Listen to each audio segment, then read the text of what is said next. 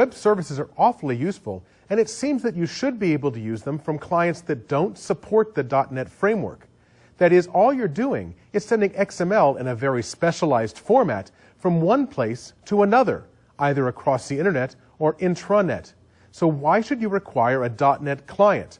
All .NET does is make it easier for you to communicate with that web service.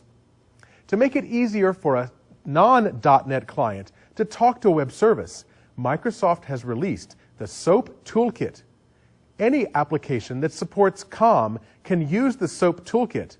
This toolkit creates a proxy class that allows you to talk with the web service programmatically without having to dig into the details of the SOAP specification.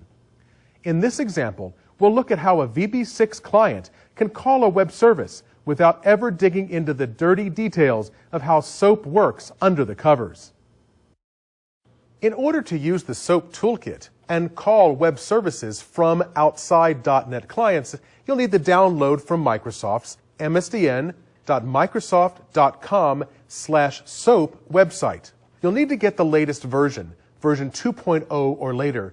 I mentioned this because there was a version 1.0, but it did not communicate correctly with .NET Web Services. It was an early version, not supported by Microsoft. So do make sure you download the latest version from this site. This toolkit provides a COM component that acts as a web service proxy between your legacy application and the web service. I call it a legacy application because it doesn't support the .NET framework and is sort of from the old school of programming, not the .NET world. There really isn't a way to add a web reference from VB6 or from Office, VBA, for example. So that's why you need this SOAP toolkit.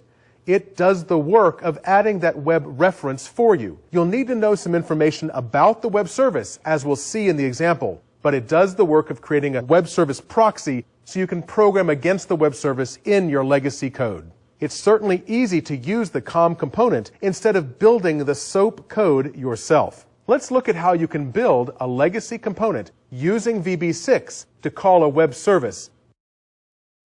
We've already downloaded and installed the SOAP Toolkit from Microsoft's website.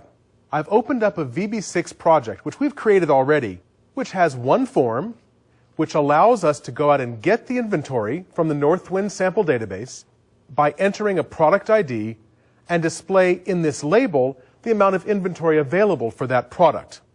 Now, before you can use the SOAP Toolkit in your code, you'll need to set a reference to it. To do that, I'll go to the Project menu, choose References down here at the bottom, and on the References list, you must make sure that the Microsoft SOAP type